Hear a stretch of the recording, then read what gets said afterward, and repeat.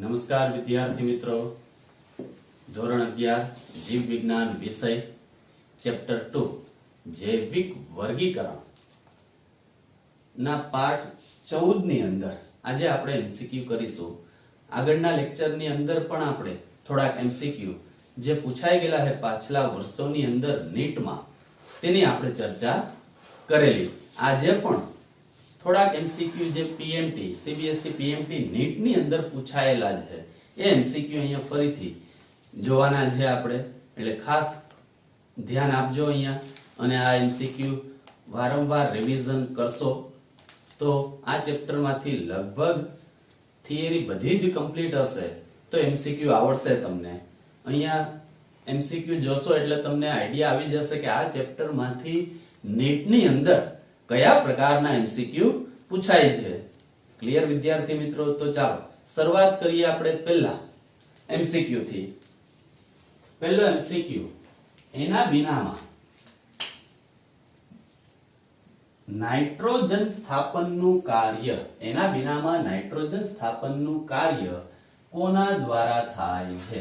એના વિના એટલે કે સાયનોબેક્ટેરિયા એના વિનાની અંદર નીલહરિત લીલની અંદર નાઇટ્રોજન સ્થાપનનું કાર્ય કોના દ્વારા થાય છે? આપણે સૌપ્રથમ મોનેરા સૃષ્ટિની વાત કરેલી. મોનેરા સૃષ્ટિને ફરીથી બે જૂથમાં વિભાજિત કરેલી RH વિટેકરે. એક તો આર્કીબેક્ટેરિયા અને બીજું હતું યુબેક્ટેરિયા. તો યુબેક્ટેરિયા એટલે સાચા બેક્ટેરિયા, સત્ય બેક્ટેરિયા, એની અંદર જ એના વિનાનો સમાવેશ કરેલો છે. તો ત્યાં એના વિના નાઇટ્રોજન સ્થાપનનું કાર્ય કરતું હતું તો એ કોના દ્વારા કરે છે એવું એમસીક્યુ પૂછેલો છે. તો એમાં ઓપ્શન એ આપેલો છે. Option A thylakoid, option B phycocyanin રંજક દ્રવ્ય છે. થાઇલેકોઇડ તો કે હરિતકણમાં રહેલું હોય. ઓપ્શન બી અભિકોષ હિસ્ટ્રોસિસ્ટ. ઓપ્શન ડી ફાઇકોએરિથિન, એ પણ રંજક દ્રવ્ય છે. તો અહીંયા આ ચાર ઓપ્શન માંથી કયું નાઇટ્રોજન સ્થાપનનું કાર્ય કરે? એના વિના નોન સ્ટોપ બંનેની અંદર, બરાબર. નાઇટ્રોજન સ્થાપનનું કાર્ય કોના દ્વારા થાય? વાતાવરણમાં રહેલો નાઇટ્રોજન કોના દ્વારા પૂરો પડે? તો કે અભિકોષ અથવા તો હિસ્ટ્રોસિસ્ટ દ્વારા. અભિકોષ અથવા તો હિસ્ટ્રોસિસ્ટ. ટેક્સ્ટ બુક ની અંદર તેની આકૃતિ પણ આપેલી છે. આ ટાઈપની આકૃતિ એની ટેક્સ્ટ બુકમાં છે અને ત્યાં એક આવો ભાગ દર્શાવેલો છે જે અભિકોષ છે અને એ અભિકોષ વાતાવરણમાં રહેલા નાઇટ્રોજનનું શોષણ કરે અને વનસ્પતિ એના વિના અથવા નોન સ્ટોપ ને પૂરું પાડે છે. એટલે કોના દ્વારા નાઇટ્રોજનનું સ્થાપન થાય? તો યાદ રાખવાનું અભિકોષ દ્વારા. કોના દ્વારા? અભિકોષ અથવા હિસ્ટ્રોસિસ્ટ દ્વારા. એના વિનામાં નાઇટ્રોજનનું સ્થાપન થાય છે. ક્લિયર વિદ્યાર્થી મિત્રો? આ પહેલો એમસીક્યુ. ચાલો બીજા એમસીક્યુ પર આવીએ. તો બીજા એમસીક્યુ ની અંદર તે વનસ્પતિજન્ય વિઘટકો છે, એટલે કે વનસ્પતિ મૃત થાય ત્યાર પછી એનું વિઘટનનું કાર્ય કોના દ્વારા થાય છે? વનસ્પતિજન્ય વિઘટકો છે. તો ચાર ઓપ્શન આપેલા છે. ઓપ્શન એ મોનેરા અને ફૂગ. મોનેરા અને ફૂગ. ઓપ્શન બી ફૂગ અને વનસ્પતિ સમૂહ. ઓપ્શન સી પ્રોટિસ્ટા અને પ્રાણી સમૂહ. ઓપ્શન ડી પ્રાણી સમૂહ અને મોનેરા. તો આ ચાર જૂથ જે આપેલા જેમાંથી વનસ્પતિનું વિઘટન કરનાર સજીવો કયા છે? તો જવાબ આવશે એ મોનેરા. મોનેરા એટલે એમાં બેક્ટેરિયાનો સમાવેશ થાય. બેક્ટેરિયા અને ફૂગ આ બંને મળીને વનસ્પતિનું વિઘટનનું કાર્ય કરે છે. બંને મળીને વનસ્પતિનું વિઘટન કાર્ય, મુખ્ય વિઘટકો તરીકે ફૂગ જ વર્તે, પણ કેટલાક બેક્ટેરિયા પણ વનસ્પતિ પ્રાણીઓનું વિઘટનમાં મદદરૂપ થાય. એટલે આ બે સૃષ્ટિ આવશે, મોનેરા અને ફૂગ સૃષ્ટિ વનસ્પતિજન્ય વિઘટકો છે. આ એમસીક્યુ પણ ખાસ યાદ રાખવાનો. ક્લિયર વિદ્યાર્થી મિત્રો? આ બીજો એમસીક્યુ જેમાં જવાબ આવશે એ. ચાલો ત્રીજા એમસીક્યુ ઉપર આવીએ. તો ત્રીજા એમસીક્યુ ની અંદર કૃત્રિમ વર્ગીકરણ વિદ્યા શેની સાથે સંકળાયેલી છે? કુદરતી વર્ગીકરણ અને કૃત્રિમ વર્ગીકરણ આ બે પદ્ધતિ આપણે શરૂઆતમાં આ ચેપ્ટર ની અંદર ઇન્ટ્રોડક્શન ની અંદર ચર્ચા કરેલી. કુદરતી વર્ગીકરણ પદ્ધતિ આપનાર વૈજ્ઞાનિક બેન્થામ અને હુકર, એવો એમસીક્યુ પણ પૂછાય છે કે કુદરતી વર્ગીકરણ પદ્ધતિ આપનાર વૈજ્ઞાનિક કોણ? તો કે બેન્થામ અને હુકર. હવે એ જ રીતે કૃત્રિમ વર્ગીકરણ પદ્ધતિ આપનાર વૈજ્ઞાનિક કોણ? તો કે કેરોલ્સ લિનિયસ. કેરોલ્સ લિનિયસ જેમણે કૃત્રિમ વર્ગીકરણ પદ્ધતિ આપેલી. તો અહીંયા આપણને એવું પૂછેલું છે કે કૃત્રિમ વર્ગીકરણ વિદ્યા કોની સાથે સંકળાયેલી, શેને આધારિત એણે વર્ગીકરણ કરેલું સજીવોનું? તો એમાં ઓપ્શન એ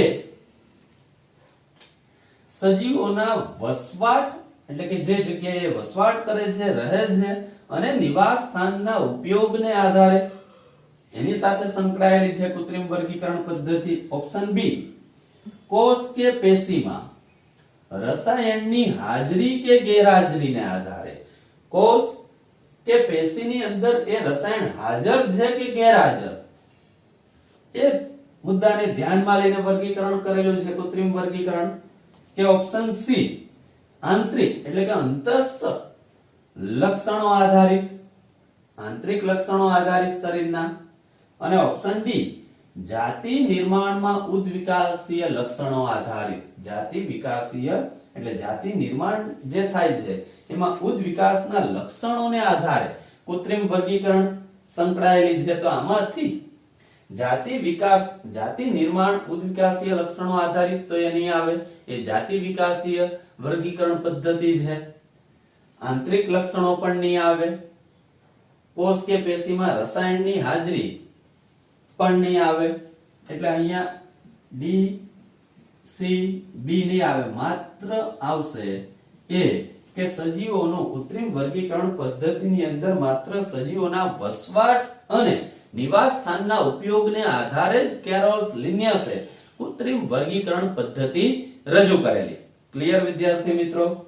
એટલે જવાબ આવશે એ. ચાલો હવે ખાસ અગત્યનો એમસીક્યુ ચોથો કે નીચે પૈકી કયું વિધાન સાચું નથી? ચાર ઓપ્શન આપેલા છે, એમાંથી કયું વિધાન સાચું નથી? ઓપ્શન એ પ્રાયોન્સ એ અનિયમિત રીતે વળાકો વાળું પ્રોટીન ધરાવે છે. પીઆર એટલે પ્રોટીન, એટલે કે પ્રાયોન્સ એ અનિયમિત રીતે વળાકો વાળું પ્રોટીન ધરાવે છે. તો આ એ સાચું છે. અહીંયા આપણે ખોટું વિધાન પસંદ કરવાનું.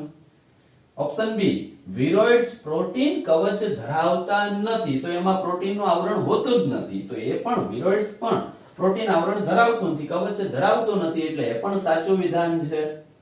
ઓપ્શન સી વાયરસ એ અવિકલ્પીય પરોપજીવી છે, વિકલ્પ વગર પણ એ પરોપજીવી તરીકે વસવાટ કરી શકે, એટલે એ પણ સાચું છે કે વાયરસ એ અવિકલ્પીય પરોપજીવી છે.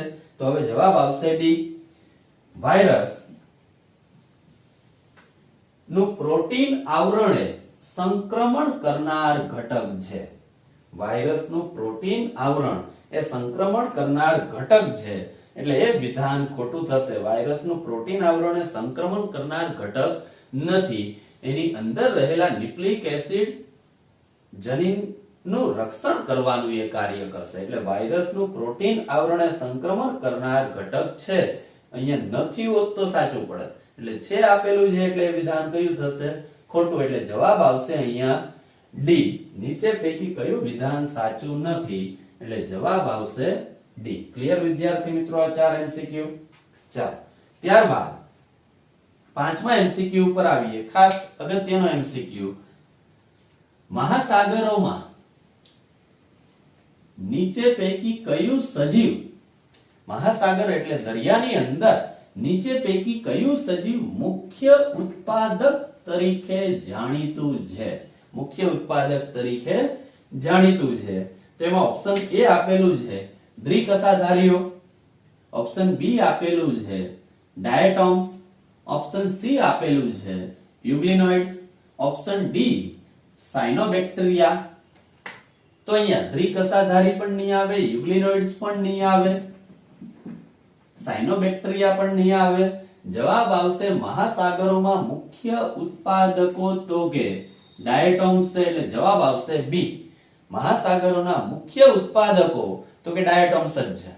મુખ્ય ઉત્પાદકો ખાસ અગત્યનો એમસીક્યુ વિદ્યાર્થી મિત્રો મહાસાગરોના મુખ્ય ઉત્પાદકો કોણ છે તો કે ડાયેટમ્સ ક્લિયર વિદ્યાર્થી મિત્રો ચાલો ત્યારબાદ છઠ્ઠો એમસીક્યુ વાયરસના પ્રોટીન આવરણને આ પણ ખાસ અગત્યનો એમસીક્યુ વાયરસના પ્રોટીન આવરણને પ્રોટીનનું જે કવચ હોય છે તેને શું કહે છે વાયરસના પ્રોટીન આવરણને શું કહે છે option A coat option B capsid option C trichome એટલે કે રોમ ઓપ્શન ડી કેપ્સ્યુલ એટલે કે પ્રાવર ચાલો તો અહીંયા વાયરસનું જે પ્રોટીન આવરણ છે જેને કહેવાય કેપ્સિડ એટલે જવાબ આવશે બી એ પણ નહીં આવે સી પણ નહીં આવે અને ડી પણ નહીં આવે કેપ્સિડ આવશે કેપ્સિડ પ્રોટીનનું આવરણ જે છે એ કઈ રીતે બને તો કે ઘણા બધા નાના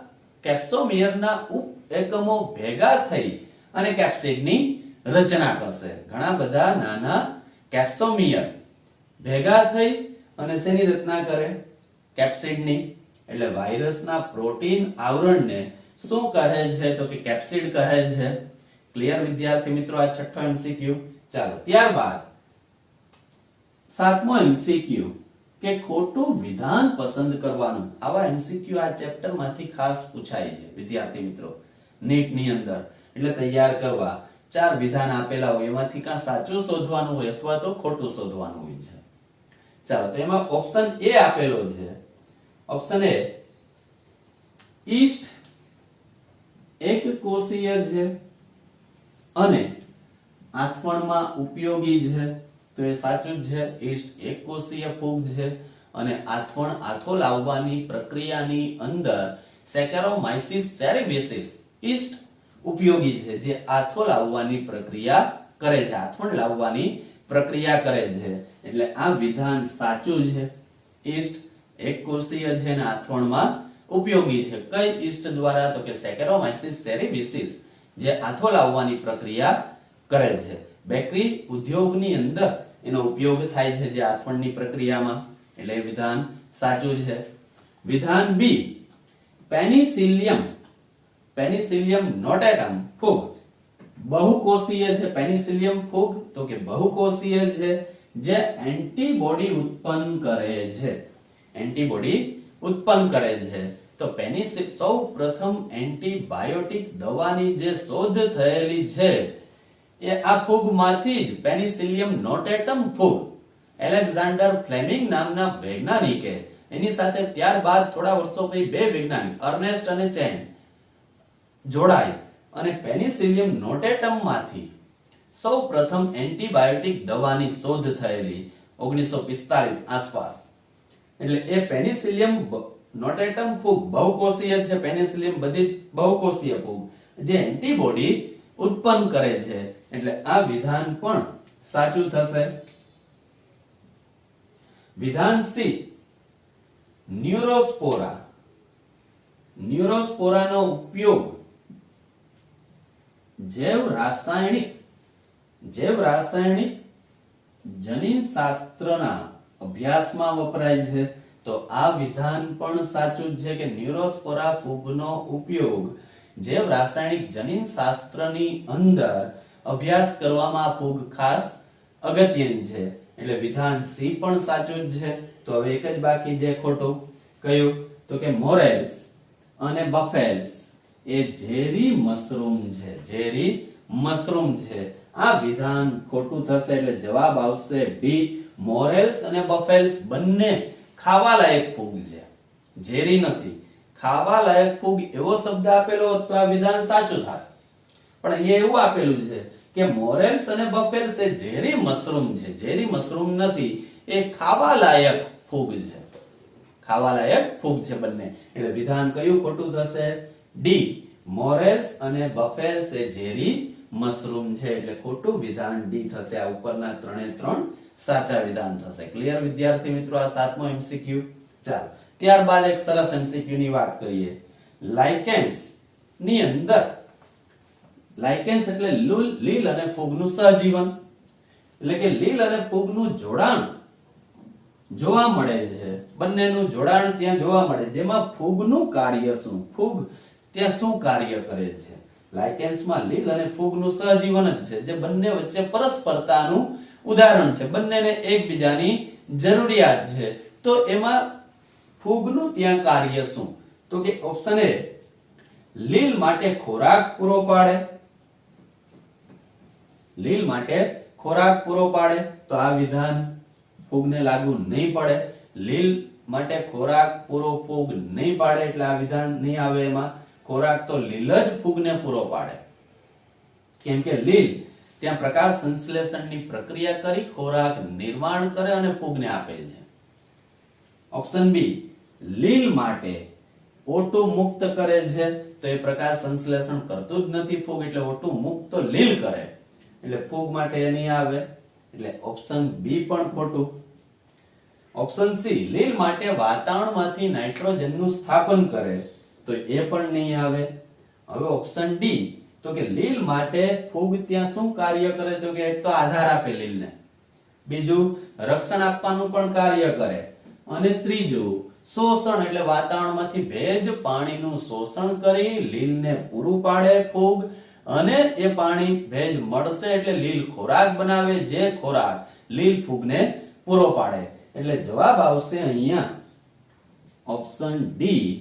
લીલ માટે ફૂગ શું કરશે, તો કે લીલ માટે આધાર આપવાનું કાર્ય, રક્ષણ આપવાનું કાર્ય અને શોષણ કરવાનું કાર્ય કરે છે. ક્લિયર વિદ્યાર્થી મિત્રો? આ 8 MCQ ખાસ ઝડપથી ફરીથી એકવાર તમારે રિવિઝન કરી લેવાના. 8 MCQ આ ટાઈપના બીજા પણ MCQ આવા હોઈ શકે.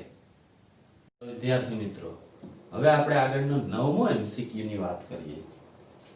9મો MCQ, તો કે નીચે પૈકી કયું આદિકોષ કેન્દ્રીય નથી, પ્રોકેરિયોટિક નથી? 4 સજીવ આપેલા છે, એમાંથી આદિકોષ કેન્દ્રીય સજીવ કયો નથી એ શોધવાનું તમારે. Option A Saccharomyces cerevisiae, option B microbacterium, option C Oscillatoria, option D Nostoc. તો અહીંયા નોસ્ટોક જે મોનેરા સૃષ્ટિની અંદર સમાવેશ છે, એટલે આદિકોષ કેન્દ્રીય છે. એ જ રીતે ઓસિલેટોરિયા પણ આદિકોષ કેન્દ્રીય છે મોનેરા સૃષ્ટિમાં. માઇક્રોબેક્ટેરિયમ પણ આદિકોષ કેન્દ્રીય છે. માત્ર સેકેરોમાઇસિસ સેરેવિસિસ ઈસ્ટ નો સમાવેશ સુકોષ કેન્દ્રીય સજીવ તરીકે એટલે કે યુકેરિયોટિક સજીવ તરીકે ગણવામાં આવે. એટલે આમાંથી નીચે પૈકી કયું આદિકોષ કેન્દ્રીય નથી, તો કે સેકેરોમાઇસિસ સેરેવિસિસ ઈસ્ટ જે આદિકોષ કેન્દ્રીય નથી. ક્લિયર વિદ્યાર્થી મિત્રો? એટલે જવાબ કયો આવશે? એ આ ત્રણે ત્રણ માઇક્રોબેક્ટેરિયમ, ઓસિલેટોરિયા અને નોસ્ટોક જે આદિકોષ કેન્દ્રીય છે. ચાલો હવે આગળનો MCQ ખાસ અગત્યનો MCQ છે.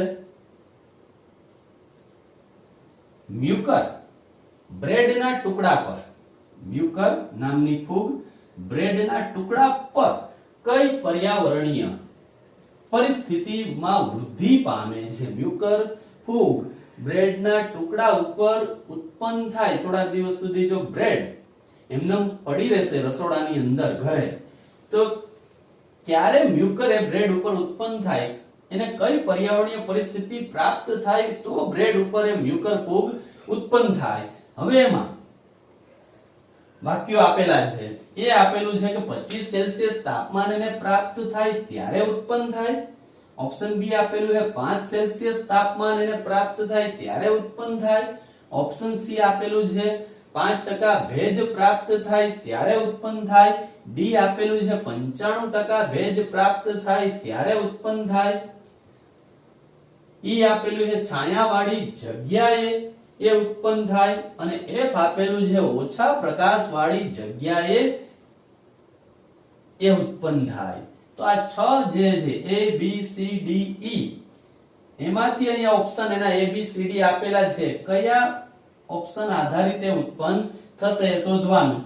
નીચેમાંથી આપણે જવાબ પસંદ કરવાનો. ઓપ્શન A આપેલું છે કે B C અને F. B એટલે 5 સેલ્સિયસ તાપમાન એને પ્રાપ્ત થાય, D એટલે 95% ભેજ, E એટલે છાયાવાળી જગ્યા. તો આ જવાબ નહીં આવે. 5 સેલ્સિયસ તાપમાન હોય નીચા તાપમાને ફૂગ ઉત્પન્ન થતી નથી એટલે બી સી એફ આવશે નહીં.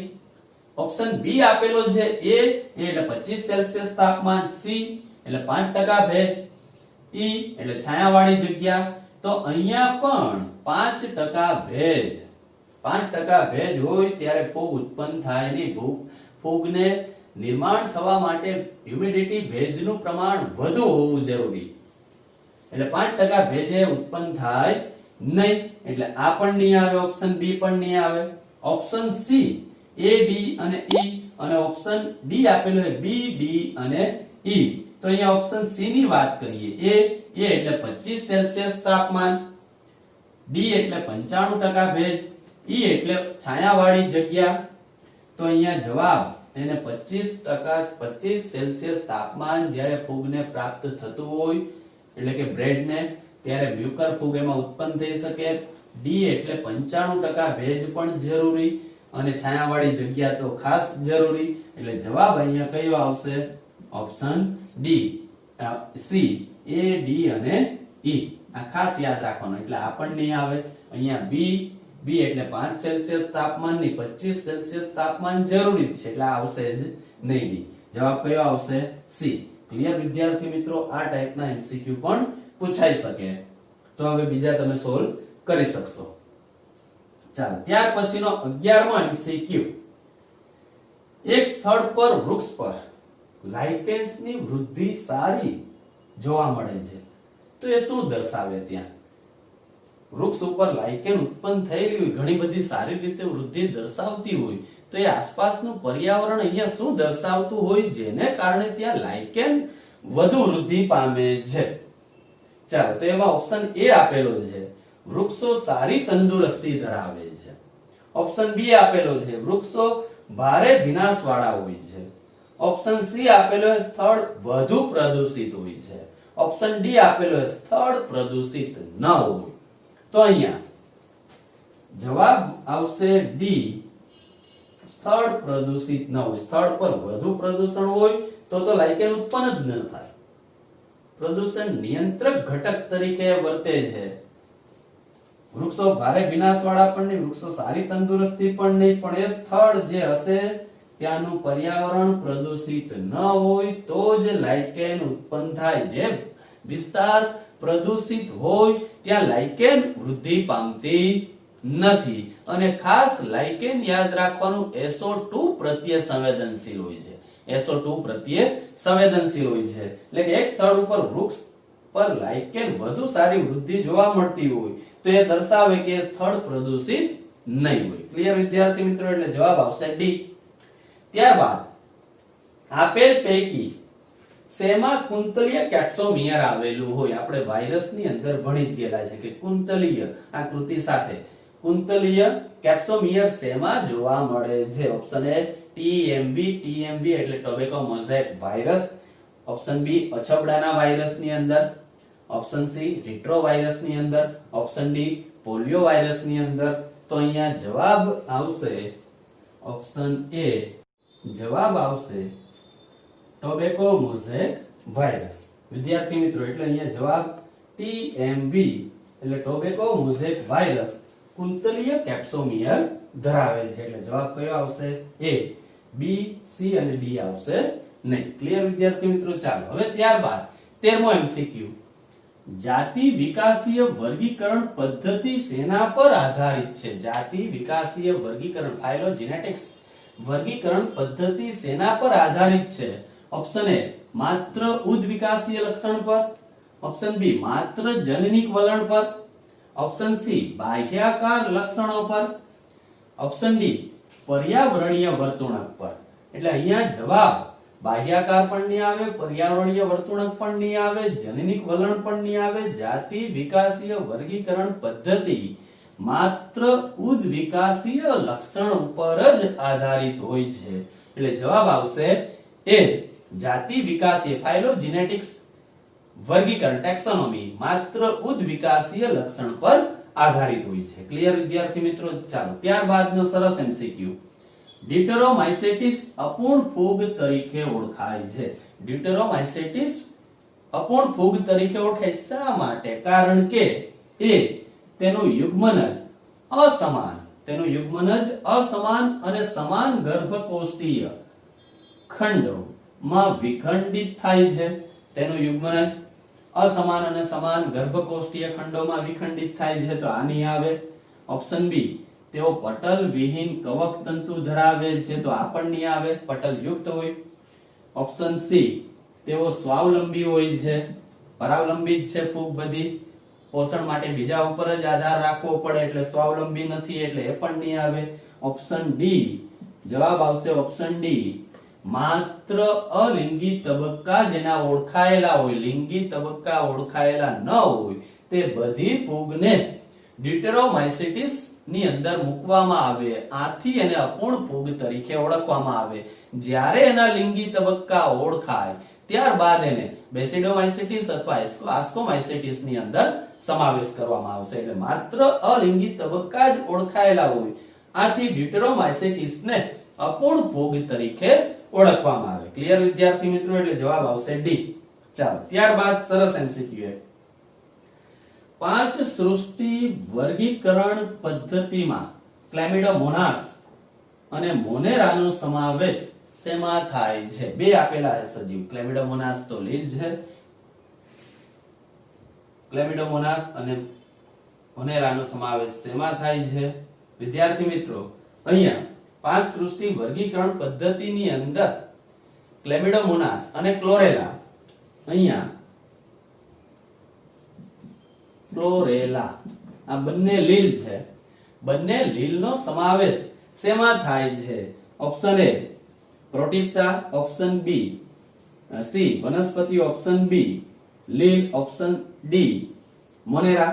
તો અહીંયા આ 5 સૃષ્ટિ વર્ગીકરણ પદ્ધતિમાં ક્લેમિડોમોનાસ અને ક્લોરેલા લીલનો સમાવેશ પ્રોટિસ્ટાની અંદર થશે, મોનેરાની અંદર થતો નથી, કે વનસ્પતિમાં પણ નહીં, લીલમાં પણ નહીં. આ બંને ક્લેમિડોમોનાસ અને ક્લોરેલા પ્રોટિસ્ટાની અંદર સમાવેશ છે. ચાલો ત્યારબાદ 16મો એમસીક્યુ. બેક્ટેરિયામાં શ્વસન માટેનું સ્થાન ખાલી જગ્યા છે.